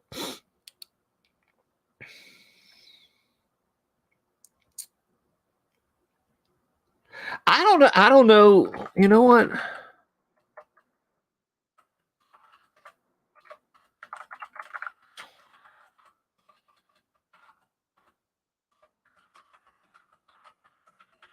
Let's see. Maybe there's a, yeah, okay. And it was actually being actively published until 2009. Started out in 1950, so that's a pretty good run.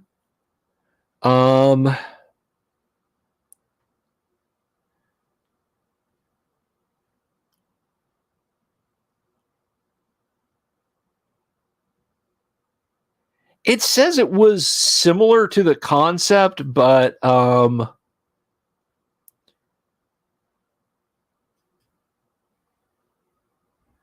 it doesn't really say if it was the same publishers at any point.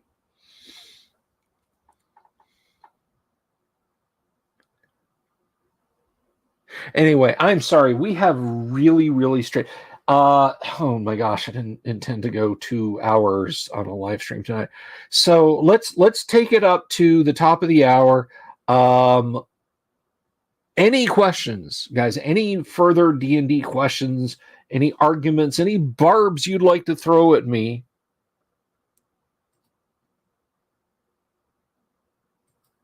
And I'll be sure to try and answer them for you. That is neat. 5,335 subscribers.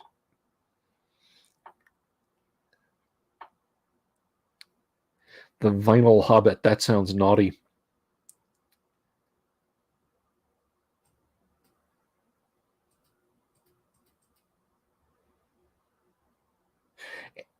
And you're right. I enjoy owning it more than that. Now, if somebody came back and said, yeah, that's worth a few $1,000, I don't know. I got some stuff going on. I mean, I always have stuff going on. Let me just clarify that there's no major disaster in my life. But speaking of things, I want to share this with you guys.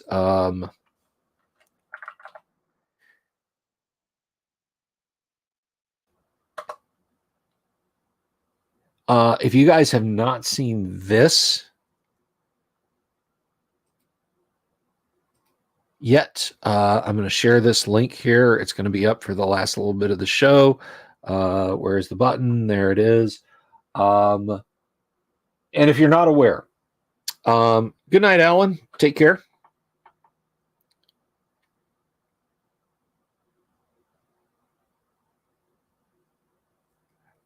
They're amorphous, Dave. They can take the shape of whatever they need to.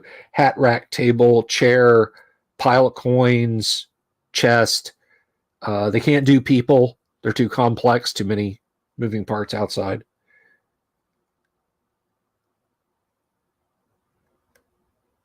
I don't own it anymore, Vaughn, unfortunately. But if I still had it, I wouldn't sell it.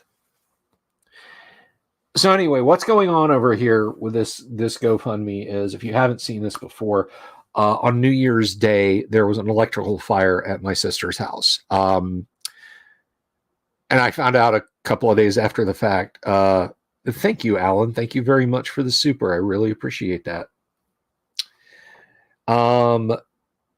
They bite. They stick to them and they bite. They have teeth that they situate where they want to. Let me. The fire was in the bedroom where her grandchildren, my grandnephews, were asleep. They got out. They're okay. The room was gutted. They lost all of their clothes, all but just a couple of their toys that were out in the living room, which means Christmas presents too. Until I was able to get some of this money. Oh, Mimic is a door. I like that, Daniel. Until I was able to get the first big chunk of this money to them. They had no electricity. They had no groceries. They had no hot water heater. They're still in need. The room needs to be rebuilt, like tempered glass windows, and they have to be tempered glass because they're low to the ground, and they're two little boys. She told me the price, and I was just like, wow.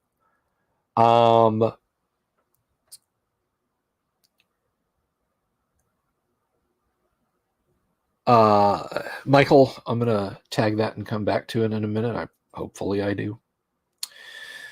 But anyway,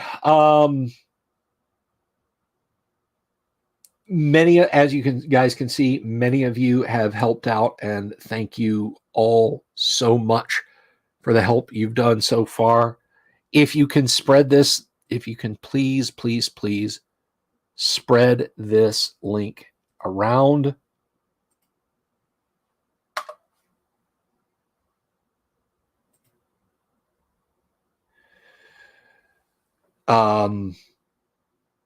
You know, if you can donate, if you can't, you don't have to apologize if you can't donate. All I ask is that you share this link around. Please share this link around. Dave Trampier's art was amazing. My sister was the first person that I ran D&D for ever back when I was a kid. She was my first player.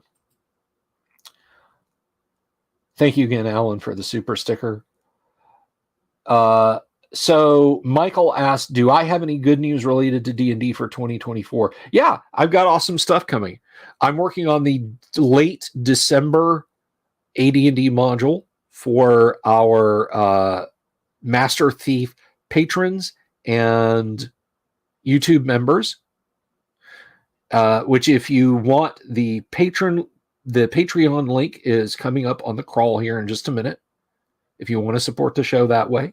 And you can get yourself a YouTube membership at the $10 level, which you can go in for as little as $1 if you want.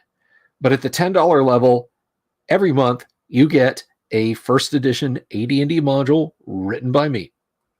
Or by my co-host if he wants to write one that month.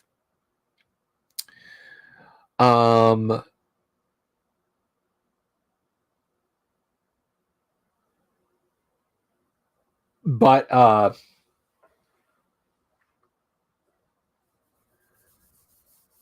that is absolutely a thing you can do if you'd like to support the show.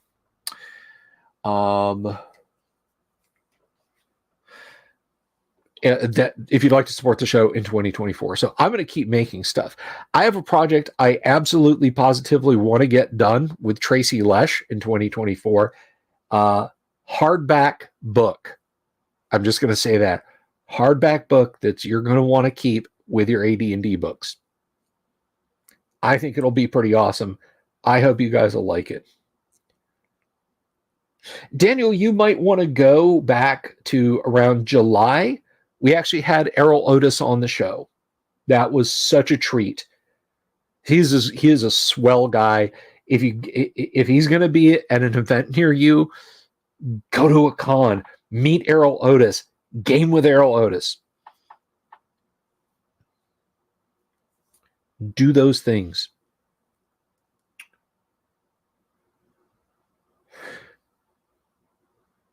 But anyway, so those are all positive things that are happening in 2024 gaming. And of course, barring any major disasters, we're still going to keep streaming and live Let's Play first edition AD&D right here on the show. Now, if you're talking about if you're talking about from Wizards of the Coast for old school, no, not really. They're releasing a history of OD&D book. I mean, it's the 50th anniversary of Dungeons and Dragons. Have you guys heard anything, just the slightest peep from Wizards of the Coast about this being 50 years of D&D? You have not. You have not. They made some noises at PAX Unplugged about this 500-page history book that's coming out sometime in the spring about the history of the development of original D&D. And it'll have OD&D in it in its entirety. We got stamps.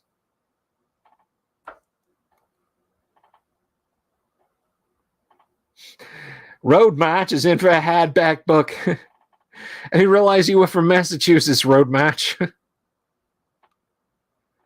Yeah, USPS is doing more this month for D&D than Wizards of the Coast is. And you're also not wrong about that, graph paper. You are not wrong about that, I fear. But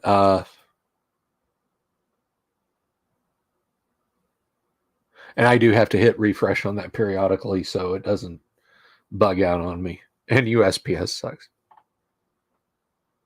Yeah, I mean there's like the Larry Elmore Red Dragon is on it, but otherwise it's just, you know.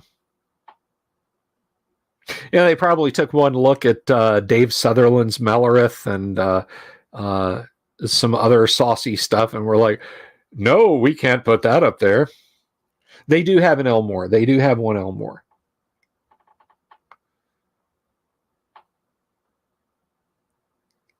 $1,000 proxy limit. The book at 500 pages, I would expect the book to be north of $50 minimum.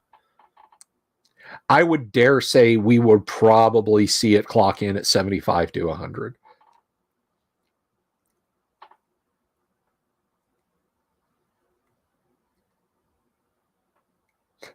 I know, Road March. It was just fun to do that. So that's 2024. Here on the channel, we've got so much good stuff coming. You're not going to know what to do. We're going to do deep dives of classic RPG products. We're going to have more guests on. We have the guac coming. For those of you who are new to the live streams, We have the Guac. What is the Guac, you ask? The Great Underground Online Gaming Convention, GUOC.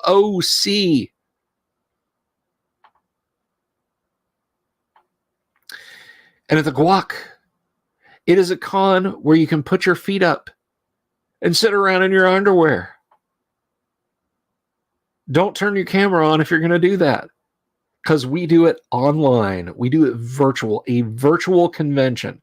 And I know what you're thinking. What's the fun in that? But guys, we got merch. We're going to have panels. We're going to have artists. We're doing that probably in, I'm gonna have to see. It's going to be spring, summer yet. But I will let you guys know. And it's going to cost you $0. Absolutely free. Now, your beer and your snacks and your accommodations and your fuel, you got to pay for that. But considering you got to go from your couch to your computer, and if you're doing this on a laptop, not even that, that shouldn't be much. But absolutely, positively, I want you to come and hang out at the Guac. I'm going to put it up on warhorn.net. So you'll be able to register for games, register games. It's going to be fun. It's going to be damn fun is what it's going to be. A birthday party for D&D. You know what? I am made to understand that D&D was officially released, like first sold on January 26th. My birthday is the 23rd. What do you guys say to a D&D and D&D birthday party? Dungeons and Dragons and Delver's Dungeon birthday party live on this channel not next Tuesday, Tuesday after next.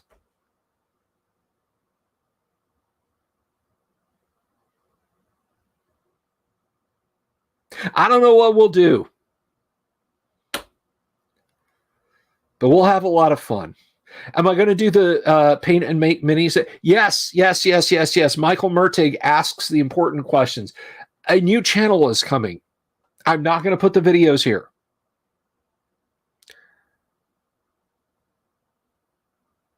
At the worst, you'd miss an hour of it. Graph paper. But yes, a hobby crafting channel is coming. It's going to focus extensively on 3D printing. Probably the first or second video I'm going to do is the $2 3D printer. January 23rd, Don. You mean the Guac? What date? I will let you know. I have been thinking about that over the Christmas holidays. People were like, "Oh wow, you took all that time off at Christmas, so you must, you must have just kicked back." No, I pretty much planned stuff.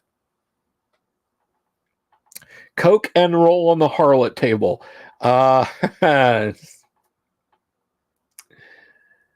So that's what's coming up, guys. There's 2024. I can shut out whatever nonsense Wizards of the Coast things are going to do. Guys, look, I'm just going to say something right here.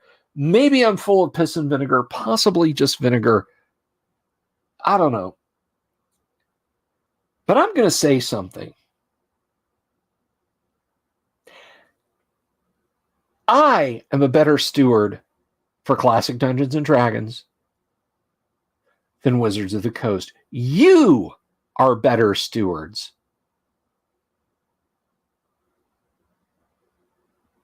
Dungeons and Dragons, the Dungeons and Dragons we love, doesn't belong to them. Oh, they can charge you for the PDFs, and I'm sure they're trying to figure out how to get those trademarks back after that debacle with that stupid mess with, you guys know what I'm talking about. We are the stewards of classic Dungeons and Dragons. It's us.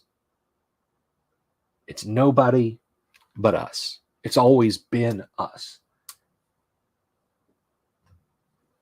We have been fired more times as gamers with each new edition and each new supplement than that pack of con men running Wizards of the Coast have had hot freaking meals. And as far as that goes, as far as firing me as a customer because you don't like the fact that I won't clean your feet with my tongue, Wizards of the Coast, you can't fire me.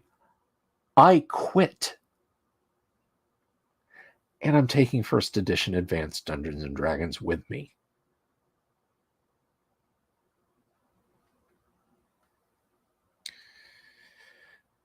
And the last thing I'm going to say that's coming up in 2024, this is coming up before the end of the month, is a nice long video all about everything that I have to pick a cutoff point.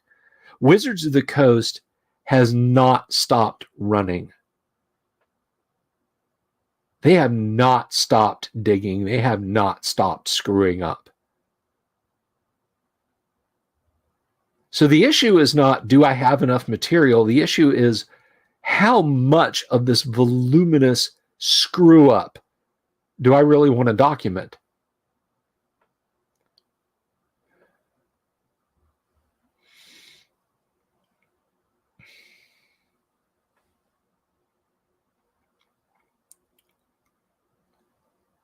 So I'm going to leave it at that, guys, because I love you all and I love doing the show so much. And if I didn't, we would be here all night.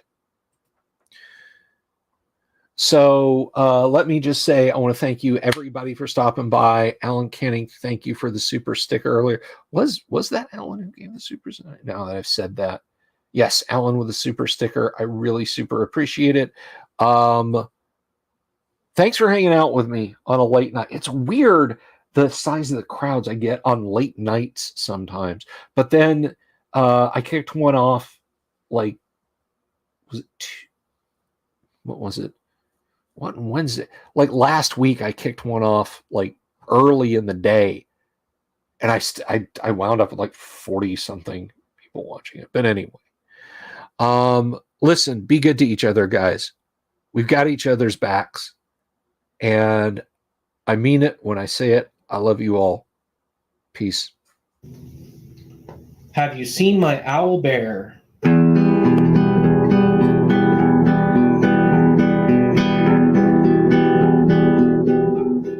Here's to all the weirdos everywhere in the woods and in the air. Have you seen my owl bear? Should I shave off all my hair? Bobs are all around. Some live in tunnels underground. Some are fat, some are rich, some are sleeping in a ditch.